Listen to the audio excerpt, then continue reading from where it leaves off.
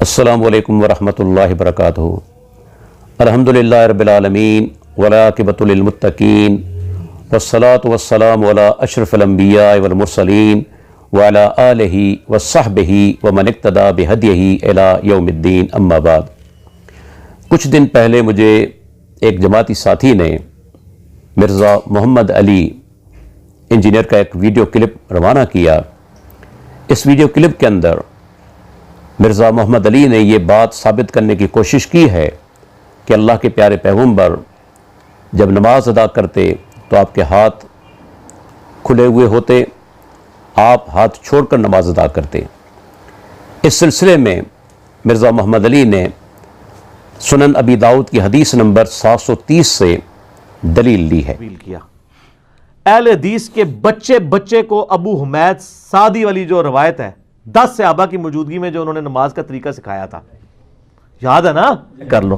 वो कहते हैं कि नबी अलैहिस्सलाम जब भी नमाज का इरादा करते, अल्फाज पे जरा गौर करना है, तो आप अलैहिस्सलाम किबला रुख खड़े होकर अल्लाहु अकबर कहते,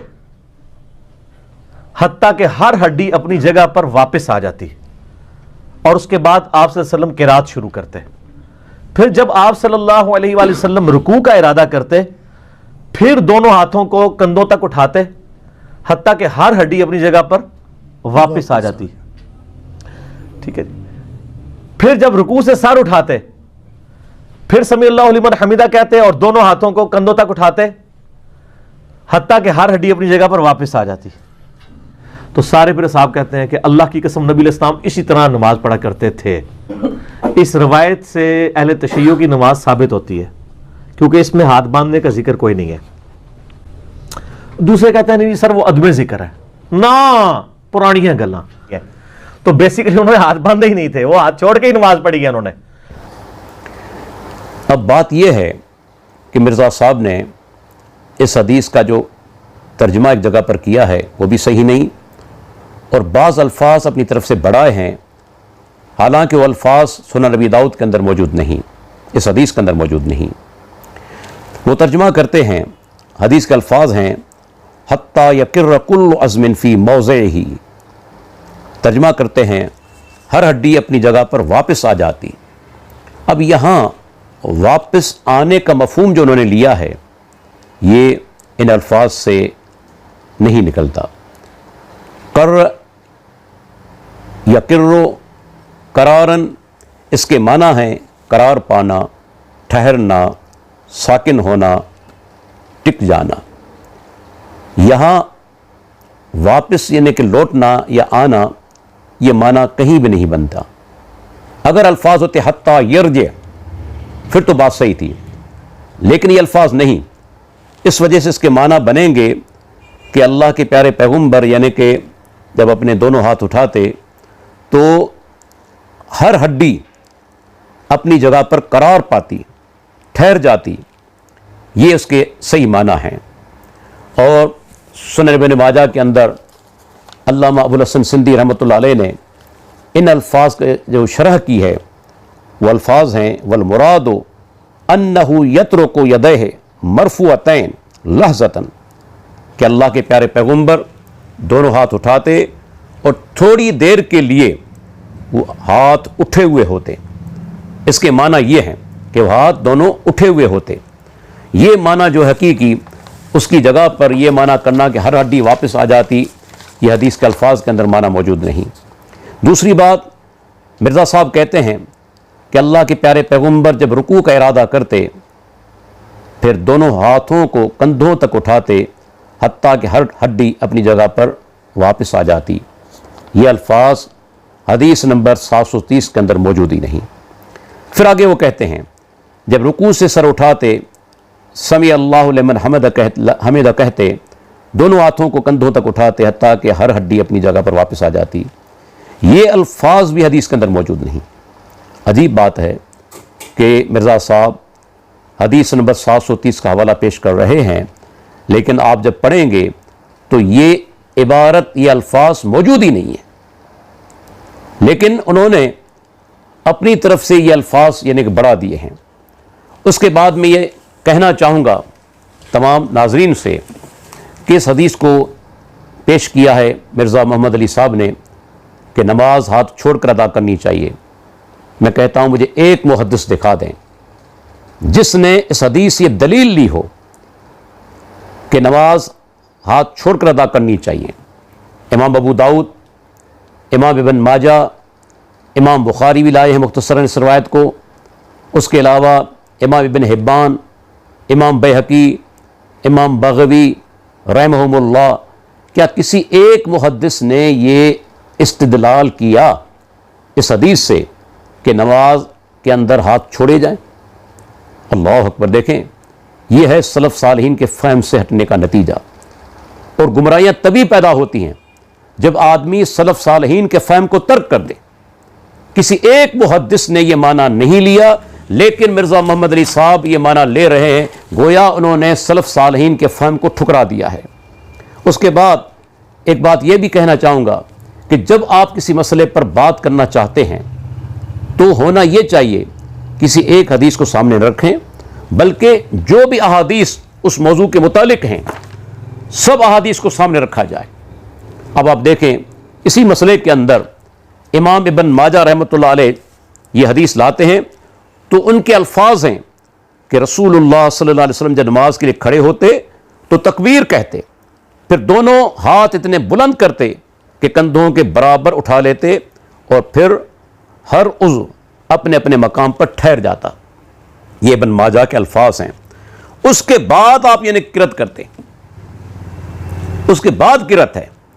اگر اس حدیث کو دیکھا جائے تو مرزا صاحب جو دلیل لے رہے ہیں ہاتھ چھوڑنے کا، وہ دلیل یہاں بنتی ہی نہیں جی۔ اس کے بعد ایک اور چیز میں آپ سے بیان کرنا چاہوں گا کہ کئی احادیث کے اندر یہ ثبوت ہے کہ اللہ کے پیارے پیغمبر محمد رسول اللہ صلی اللہ علیہ وسلم جب بھی نماز ادا کرتے تو آپ کے ہاتھ بندھے ہوئے ہوتے تھے۔ پہلی روایت امام بخاری صحیح بخاری کے اندر لائے ہیں، 740 نمبر حدیث ہے۔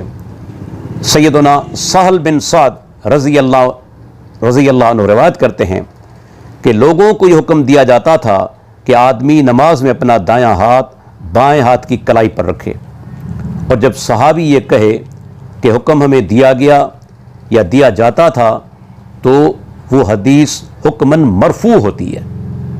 حکم دینے والے اللہ کے نبی ہی ہیں، کوئی اور نہیں۔ یہ صحیح بخاری کی حدیث ہے۔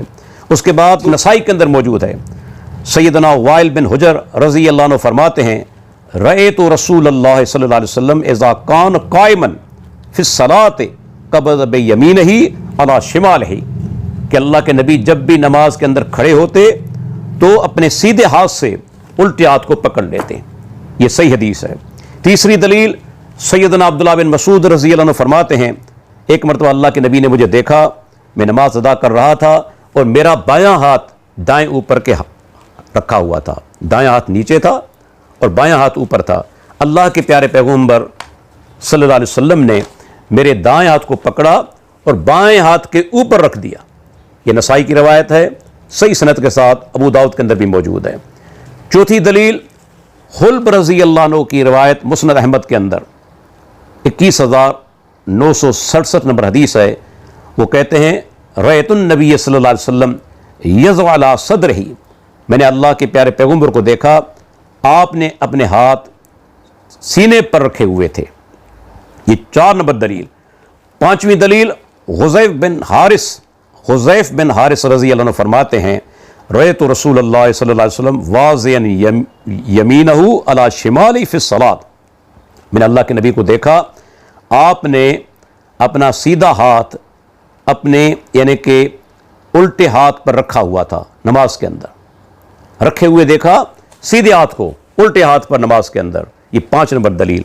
6 نمبر دلیل عبداللہ بن عباس رضی اللہ عنہ فرماتے ہیں کہ اللہ کے نبی فرماتے ہیں انا معاشر الانبیاء امرنا ان نؤخر سحورنا ونعجل فطرنا وان نمسک بایماننا علی شمائلنا فی صلاتنا۔ ابن حبان کی حدیث اور حدیث نمبر 1770۔ آپ فرماتے ہیں کہ ہم انبیاء کی جماعت کو یہ حکم دیا گیا کہ ہم سحری کے اندر تاخیر کریں اور افطاری کے اندر جلدی کریں، اور ہمیں یہ بھی حکم دیا گیا تھا کہ ہم نماز کے اندر جو اپنے جو اپنا سیدھا ہاتھ ہے وہ الٹے ہاتھ پہ رکھیں، بائیں ہاتھ پہ رکھیں۔ یہ حدیث بھی صحیح سند کے ساتھ ہے۔ اور ساتویں دلیل عبداللہ بن زبیر کہتے ہیں کہ نماز میں قدموں کو برابر رکھنا اور ہاتھ پر ہاتھ رکھنا سنت ہے۔ یہ سنن ابی داؤد کی حدیث ہے۔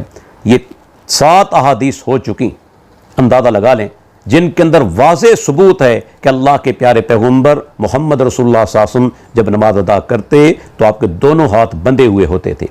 کسی صحیح اور صریح حدیث کے اندر یہ ثبوت نہیں کہ آپ نے ہاتھ چھوڑ کر نماز ادا کی ہو۔ مسئلہ یہ ہے کہ یہ مرزا محمد علی جو ہے بنیادی طور پر ایک رافضی ہے۔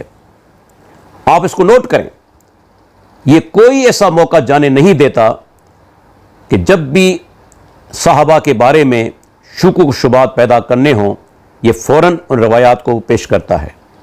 یہی سوچ ہے کہ صحابہ کا کردار مشکوک ہو جائے۔ اور میں آپ سے یہ عرض کرتا چلوں، یہ روافض کا بنیادی حربہ ہے، طریق واردات ہے کہ صحابہ کرام کی شخصیات کو لوگوں کی نظروں کے اندر مشکوک بنا دیا جائے۔ نعوذ باللہ، اگر صحابہ کرام رضی اللہ عنہم کی شخصیات ایک مرتبہ مشکوک ہو جائیں تو پھر آپ اندازہ کریں جو چیزیں انہوں نے ہم تک پہنچائی ہیں کیا وہ چیزیں صحیح رہیں گی؟ ان پر لوگوں کا اعتماد ہوگا؟ تو یہ روافض کا طریقہ واردات ہے۔ پھر آپ دیکھیں اس حدیث کے اندر نماز کا پورا طریقہ بیان نہیں ہوا۔ اب مرزا صاحب کہتے ہیں کہ بھئی اس میں پوسچر کا بیان ہے۔ میں آپ سے پوچھنا چاہتا ہوں، آپ یہ پوری حدیث پڑھیں، اس حدیث کے اندر کہیں ذکر نہیں کہ اللہ کے پیارے پیغمبر جب رکوع سے سجدہ کے لیے جھکتے تو اپنے ہاتھ پہلے رکھتے یا گھٹنے پہلے رکھتے۔ اس حدیث کے اندر کوئی ذکر نہیں۔ پھر اسی حدیث کے اندر تشہد کے اندر ہاتھ کہاں رکھے جائیں، کوئی ذکر نہیں۔ اسی حدیث کے اندر سلام پھیرنے کا کوئی ذکر نہیں۔ اسی حدیث کے اندر تشہد کی حالت میں انگلی سے اشارے کا کوئی ذکر نہیں۔ تو آپ یہ چیزیں پھر کہاں سے لیں گے؟ سیدھی سی بات ہے، ان الحدیث یفسر بعضہ بعضا، ایک حدیث دوسری حدیث کی تفسیر کرتی ہے، تشریح کرتی ہے۔ تو اللہ کے بندو، کافی دلائل موجود ہیں کہ اللہ کے پیارے پیغمبر نے ہاتھ باندھ کر نماز ادا کی ہے۔ یہ سارے بہانے اس لیے ہیں تاکہ روافض کو خوش کیا جائے، ان کی رضامندی مل جائے۔ اس لیے جو بھی دلائل اس میں پیش کیے گئے ہیں محمد علی مرزا کی طرف سے، بلکہ میں کہوں گا دلیل تو ایک ہی ہے، وہ بھی صحیح دلیل نہیں۔ کسی محدث نے اس سے یہ نقطہ نہیں نکالا کہ ہاتھ چھوڑ کر نماز ادا کی جائے۔ اللہ تعالیٰ سے دعا ہے اللہ تعالیٰ ہمیں صحیح معنوں کے اندر قرآن و حدیث پر عمل کرنے کی توفیق عطا فرمائے، ہمیں گمراہی سے بچائے، اور صحابہ کرام رضی اللہ عنہم کے بارے میں حسن ظن رکھنے کی توفیق عطا فرمائے۔ وآخر دعوانا الحمدللہ رب العالمین۔